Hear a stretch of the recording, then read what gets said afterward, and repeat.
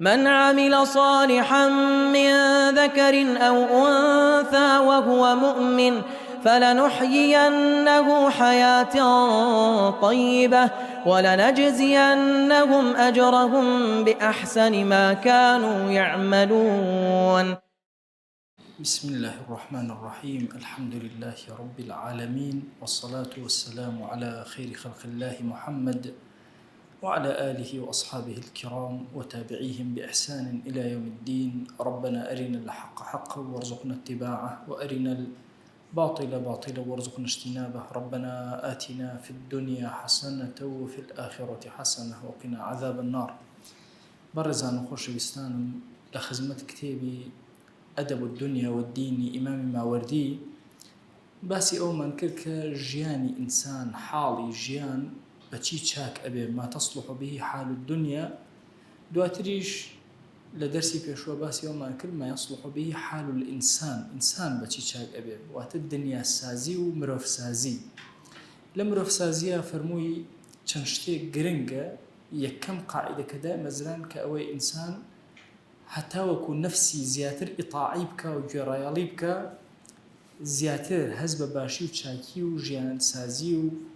مرۆڤ سازی خۆی ئەکات. دووهەمین دانە لە قاعدەکان ئینسان هەتاوەکو خۆشەویستی زۆر بن و لای خەڵک خۆشەویست بێ،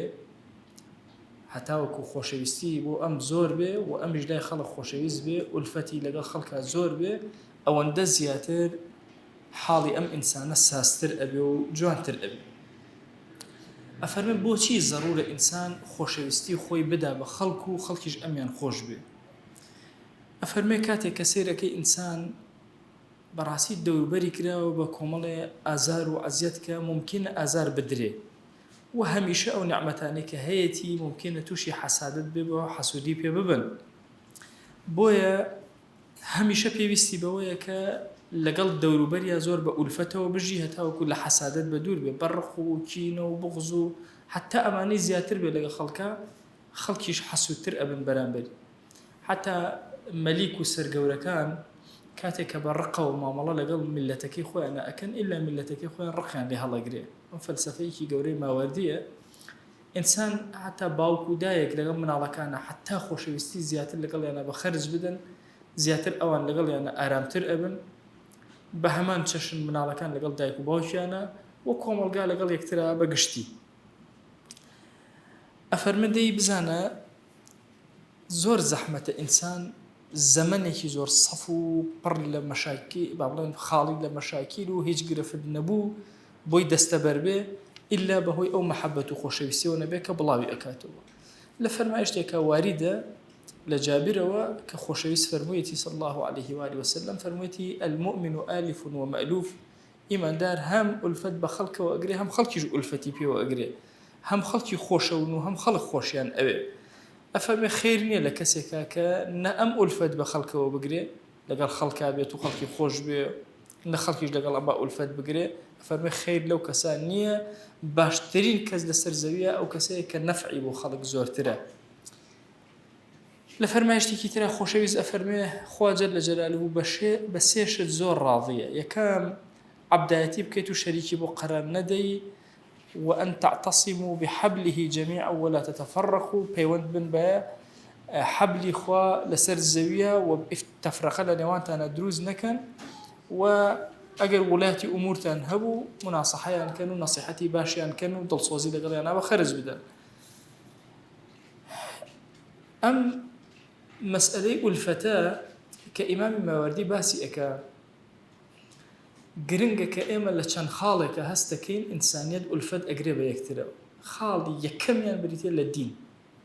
حتا دین بەهێزتر بێ ئولفەت لە بینی کۆمەڵگا زیاتر ئەبێ، مرۆڤ بۆ مرۆڤ زیاتر خۆشەویستی بە خەرج ئەدا.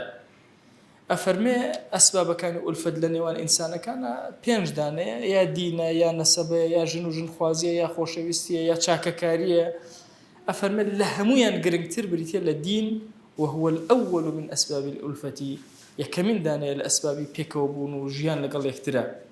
چونکە دین واد لێ ئەکا هاوکاری بەرامبەرەکەت کەی لەگەڵ ئینسانەکەی ترە جوان بژی، واد لێ ئەکا کە پشت نەکەیتە خەڵک، بێقسە نەبی لە خەڵک. پیغمبری خوا صلی الله عليه و آله وسلم لفرمایشتك افرمي لا تقاطعوا لقال يكترا قطع علاقه مكان لقال يكترا ولا تدابروا وتبشد مكان يكتري ولا تحاسدوا حسودي بيكتر مبن وكونوا عباد الله اخوانا هم متن فيكوا عبدي خوابن برا يكتر بن دروسني ايمان دارك لقال ايمان دارك ترى لسروي سير رجو قصه دابا بري ابي زوجتي اشتكاتو بقصه نبي لقال خوشويستك او لقال محبوبك دي لسر دين اما زور بهيزي كو ابينوا وبيغمري خوا صلى الله عليه وسلم زور تحذير دائما تو اقام الاختلاف وتفرقه به بشنا كاين يكتري او هم دعوه جاهليه اگر بيتو بش كاين يكتري ودجات يكتري كاين واختلاف قوره كاين لبين يكترا يعني بيركاتو انسان بيغمري خوا صلى الله عليه وسلم كهاد عشان مشركين شلون بون يعني عرب شلون بون هم الرقيان لا يكتروا بيك وكون ابونا حتى لعائليك كركان لقال يكترا كوغ نبون من منافسات الدنيا ومشاكل سيرك بيغمري خوا صلى الله عليه وسلم بهاتني ام دينه شلون عرب هرمي اوايشي قرت بل دزداري دينك جها شلون تفرق يعني تيكو بويا الدين زور فاكتور وكو هوكاري بهيز ابو اويك انسان كان بيكوا بيوز لقال يكترا بيكوا لقال يكترا بجواني بجين هما لسيرتي بيغمبرها صلى الله عليه وسلم خندوما توك اوسو خزرج دو بنمالبون دو تيربون لنا مدينه كدج بيقول كشي بعيني بيروزي اسلام هات همويان بيكوا بونا يكشد لنا انصار انجا همويان بيكوا لقال مهاجرين كردن يبرا لنا انصار ومهاجرين وتأم دينه وكاريكي زور بهيزة هو أو إلى بين يكترى ألفت من هبيه لقال يكترى بجين جيان بسر برين لقال أماك أم دينه أمهم أوامراني بيكردوين ورب العالمين لقرآن أمري بيكردوين بويك أقاما للنعمة قوري خوشويستي بهوي دينه واذكروا إذ كنتم أعداء فألف بين قلوبكم فأصبحتم بالنعمة إخوانا بيركنوا كأيو دجي يكتربون بلام خوا دلكان يك خستن بنعمتي خوا او بون براي يكتر اماني كدجمن بون الجاهليه برامبر بيكتر بون براي خوشويس لك الاختراع ان الذين امنوا وعملوا الصالحات سيجعل لهم الرحمن ودا او كسان ايمان يعني هي كردوي تشاغ كان خوا نعمتي كان في ادا كان نعمتي خوشويستي وين دي اكل بين يكتر خوشويس بون لك الاختراع ما والله شي جوان وتندرس خوشويس كان ام اين فيروزه امهم اياتاني هاتو يعني اسا اگر بيتو برسياركي بلي ايات تفرقه لنا دينا مطلبه يانا ائتلاف يقبون يقرتن مطلبه اگر بيتو اما سيري ام لا نبكي دي قد ادين همو ايمان داران بكوي قشتي هر همو يعني الله كاكا بون بيك يقبون همو مطلبه خوشويستي لقال لك لا مطلب برواكن بالشيطان يجبلي شيطان بلي آية باشا مسلمان بيكو بن يا خراب بي باشا كو بيكو يعني اوي بحال زريق عقلي بيكو بون زور باش ودينش امهم امريكا لو بيكبون اي باشا اما بوتي دجي يكترين اي بوتي اما اختلاف ما لقال لك هي مشاكل لقال لك دروس كاين قصه برامر بيكتر كاين افرمي ما وردي فلسفي كي زور تايبتي افرمي ام دينا لبر اوي هوكاري زور بقوته بو يقبون هر کسی که دینک اگر خوی زور بقوت ازانه بو ملنا دا بو اوانيتر ابي تبعيسي اختلاف جلبينا اختلاف لنيوانا دروس ابي هر هوكاركي هيزو بقوتي دينكيه اگرنا سبحان الله لا انسانيته اگر سيركي اوي كدين كوت اكاتو حتى النسب كونا كاتو حجاري وهي النسبه اختلاف لقل براكي خوتا دروس بي لقل اموزاكي دروس بي او خو نسب لقل بلام لدينا زور كات كسق ناناسي كشي سبحان الله بيونديكي بتو لنيوانا دروس ابي كانما لبري باكو دايكي زياترن نمونه ما زور لما يجي امتي اسلاميه كتون دين فاكتوري كي بهز بو كمسلمان هم يخشان قرتو باوشان كردو بيكا حتى لا يعني الاسلام امر من بكراوا لا تجد قوما يؤمنون بالله واليوم الآخر يوادون من حاد الله ورسوله ولو كان آباءهم أو أبناءهم جاري وهي براكي خود لبروي لدينا لقلطانية تو بشواني أزوليت باوشي خود دايكو باوشي خود كسكي خود یان براکەت یا عشیرەتەکەت لەبەرەوەی پێچەوانەی دینەکەتە پێت قبول ناکرێت دینەکە ئەخێتە پێش نەسەبەکەوە یعنی ئەگەر پێت بوترێ دووشت هەیە برایەتی دروستەکە و اختلافیش دروستەکە دین لەگەڵ نەسەبە جاری وای لە نەسەبیشە دواتر باسیەکەن کە اختلاف دروستەبێت باشە لەم دوانە کامیان یەکەمە بۆ ئەوەی ئینسانەکان توندیەگرن لە هەموو شتێ بەقوتر دینە کە ئینسانەکان وا لێەکە پاڵیان پێوەنەکە یەک بن و پێکەوە بن و یەک هەڵوێست بن و بە یەک شێواز بیرکەنەوە مامەڵەکەن ئێمەی ئیماندار بۆچی ئەمڕۆ ئەم اختلافەمان تایە ئەمە زۆر گرنگە لە فەلسفەی ماوەردیە کە باسەکرێ یعنی بۆچی ئێستا ئێوە بیرکەنەوە وەرە ئەهلی مزگەوتێک یا مسلمانان مەسەن لە کوردستانە بێنە ئەرێکا کە هەر هەمووتان پێکەوە نوێژ ناکەن بەرەوە ئەرێ حەجتان هەر وەکو یەک نییە بەرەوەڵڵە ئەی ڕۆژوتان هەر وەکوێ هەموو شتێکمان وەکو یەکە ئەی باشە بۆچی ئەو اختلافەتان تایە هۆکاری اختلافەکەتان چییە بۆچی ئاوا بوونەتە دەیان مەزهب بۆچی ئەنواع ئاڕای مختلف لە لێوانتانە دروست بووە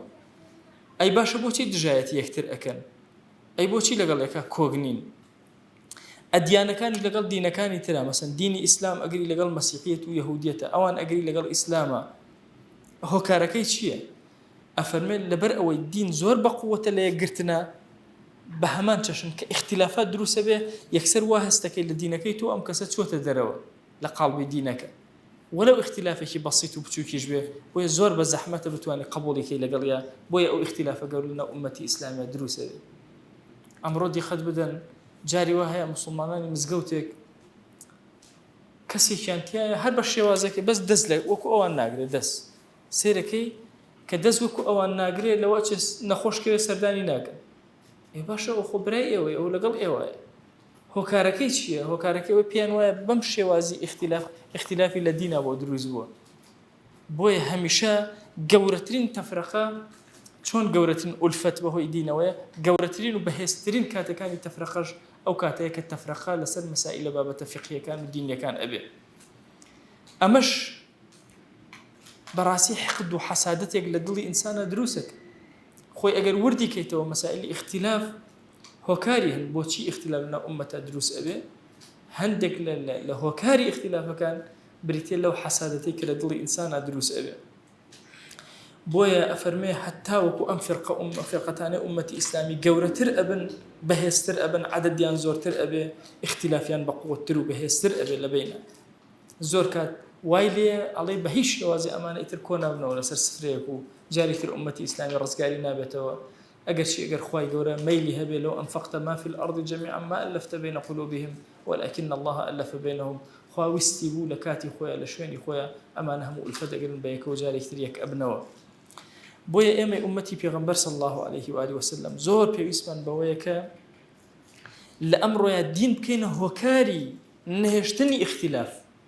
نەک دین ببێتە هۆکاری ئەوەی کە دوورکەوینەوە لە یەکتر بێتە هۆکاری ئەوەی کە اختلاف لە بینمانە دروستکەین بەهۆیەوە هۆکارەکەش ئەگەڕێتەوە بۆ ئەو فەهمە سەقەتەی کە پێم وابێ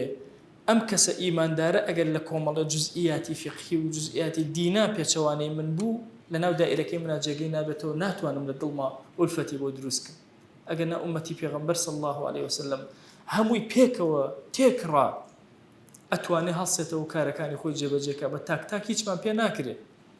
ئەگەر بێن سێرکەن ئەم ئومەتە لەو کاتانەی هەر کاتێک کە یەکی گرتە بێ ئیلا خۆی گەورە نەسڕەتی پێداوە یعنی بیرەکەی تۆ لە زمانی نوڕەدین مەحموودە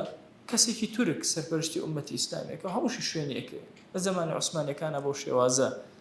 ئەبێ سەلاح الدین ئەیوبی کوردە شافعیە سۆفیە ئەشعەریە هەموو ئومەت لە پشتیەوە یەکەگرێ قەت گوێ نەدراوە بەوەی کە هۆکارەکە دین نەکراوەتە هۆکاری اختلاف کراوەتە هۆکاری وحدەت لە زمانی نەسڕەتی ئومەتە ئومەتی ئیسلامی ئەمڕۆ زۆر پێویستی بە مراجعەی خۆی هەیە هەتاوەکو ئینسانێکی سازی لە دەرچێ ئێمە بۆچی ساز نین لەم زەمانە بۆچی لەگەڵ یەکترا کۆگ نین بۆچی هەز بە نائارامی ئەکەی هۆکارەکەی ئەمەیە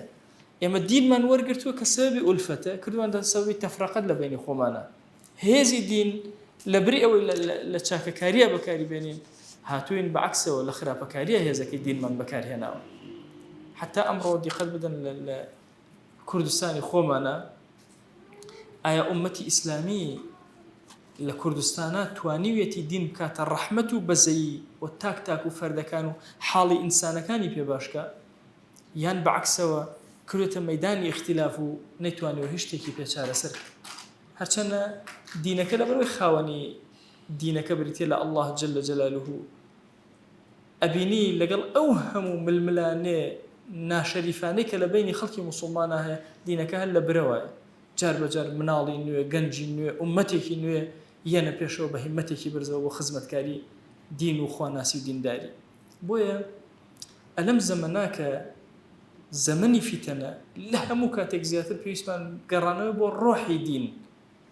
نەک بۆ دەرەوەی دین و کاکڵەی دین وەرگرین، نەک توێکڵی دین. چونکە هەر کاتێک کاکڵەی دینمان وەرگرت بێ حتمەن لە بین یەکترە زۆر بە بەهێزی ماوینەتەوە، هەر کاتێکی شاتبین سەیری مەظاهیرمان و توێکڵەکانی یەکترمان کردبێ بۆ تەسەبی اختلاف نێوانمانە. تصور كان پیغمبری خوا صلی الله علیه وسلم لە فەرمایشتێکە ئەفەرمێ صلوا كما رأيتموني أصلي، وان نوێژکەن کە من نوێژم کردووە. بڕۆ سیرکەن ئەو هەموو کتێبە نووسراوە ئەوەکرا هەمووی لە پێناویشە وەڵا دەست لە کوێ بگرە پەنجە چۆن بجوڵێنە قاچێ با چۆن بێ چۆن ئەچیتە ڕوکوع چۆن ئەچیتە سوجدە، ینی چۆن سەرە بەرزەکە دەستە چۆن ئاوالەیەکەی، ینی هەمووی باسی لایەنە ظاهیریەکەیە، کەسی باسی لایەنە معنەویەکە ناکەس کە سەبەبی ئولفەتی ئومەتە کە چۆن دڵت لەگەڵ خوایە ئەبێ لەگەڵ نوێژە. کەوابوو دین ئەکرێ بیکەینە مایی مرۆڤسازی لە نەفسی خۆمانە، چونکە بەم معنە گەورە ئەگەر سەیری دین بکەین هەمیشە خەڵکمان هەموو خۆشەوە، ئیماندارانمان هەموو خۆشەوە. ئەتوانین بکەینە مایی مرۆڤسازێکی زۆر جوان لەناو بنەماڵە و کەسایەتیەکانمان. دین بکەیتە مایی ئەوەی کە پەیوەندی کۆمەڵایەتیمان بەهێزکە، نەک بکاتە مایی اختلاف و دوورمان خاتەوە لە یەکتر. ئەتوانین لەناو عامەتی کۆمەڵگای موسڵمانانە دین بکەینە سەبەبی ئەوەی کە پێکەوە بین، نەک جوداخواز بین لەگەڵ یەکترە. ئەمە خاڵی یەکەمە کە ئیمان باسی ئەکا، وشەیەک زۆر لێرە بەکار ئەهێنێ، وشەی ئیحان بە معنای حەسادەت دێ کە موسڵمانن لە بین یەکترە هەندێک جار حەسادەت و تەباغوض و قین و ڕق لە یەکتر ئەکەن، ئەوە هۆکارەکەی دین نییە، خۆیانە نەفسی خۆیان ئەو حەسادەتە دروستەکە و ئەکا لە مەسلەی دینەکە اختلافیان هەبێ و دوورکەونەوە لە یەکتر. خۆی گیان داوات لێ ئەکەین بە ناوی جوانت بە صیفەتی بەرزت بە ئیسمی عەظەمت، دەروی خێرمان لێ بکەرەوە یا رب العالمین. دڵی ئەم ئومەتە پەیوەستکە بە یەکەوە یا ئەکرەم الئەکرەمین، یا ئیلاهی لێت ئەپاڕێنەوە لێت ئەلاڵێنەوە، ڕەحمەت و بەزەی خۆت بەسەرمانە ببارێنە، عاقبەتمان پڕ خەیر و بەرەکەت کە، ئیمانمان سەلامەت کە یا رب العالمین. خۆی ئیمانمان سەلامەت کە یا ئەکرەم الئەکرەمین. خۆی گوناهانێ بە ئاشکرا کردومانە عەفومان کە، گوناهانێ بە پەنهان کردومانە عەفومان کە، گوناهانێ نەمان زانی کردمان عەفومان کە، گوناهانێ زانیمان و زیادەڕەویمان کرد لە حەقی تۆیە یا ئیلاهی عەفومان کە، گوناهانێ لەمە پێش کردومانە عەفومان کە، گوناهانێ لەمە دوایکەین و فریای تەوبە ناکەین عەفومان کە، یا ئیلاهی ڕەحمەتی خۆت بەسەرمانە ببارێنە، عەفوی خۆت بەسەرمانە ببارێنە، ئیمانمان دا بمەزرێنە یا رب العالمین.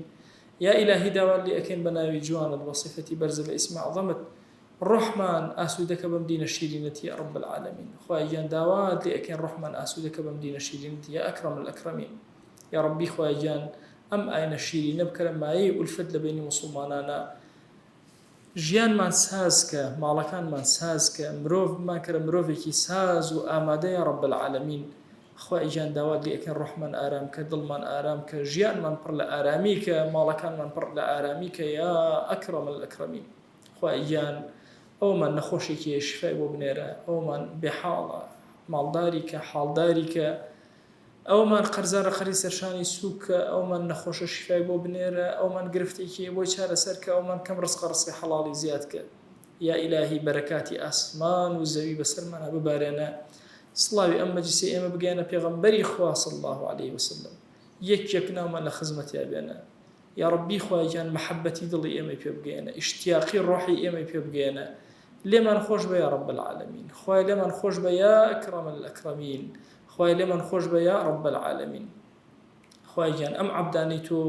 تەنها لەبەر خاتی تۆ لەم شوێنە کۆبووینەتەوە، هاتوین لە خزمەت کتێبی پیاوێکی زۆر گەورەیە، ژیان بەسەربەرین، لەعل کەلیماتەکانی ژیانمان ساز ئەکا، حاڵمان ساز ئەکا، دروستمان ئەکا، ئەمان کاتە مرۆڤێکی تەواو زیندوو. یا ئیلاهی بەڕەحمەت و بەزەی خۆت هەموو چرکە ساتێکمان لێرە بە ئەجر بۆ بنووسە، بە فەضل بۆمان بنووسە، بە گەورەی بۆمان بنووسە، لێمان قبول کە دەرگاکانی خێر بەسەرمانە بکەرە و قبولمان کە یا رب العالمین. خوای گیان ڕەزامەندی خۆت بەسەرمانە ببارێنە، لێمان ڕازی بە یا الله، لێمان ڕازی بە یا الله،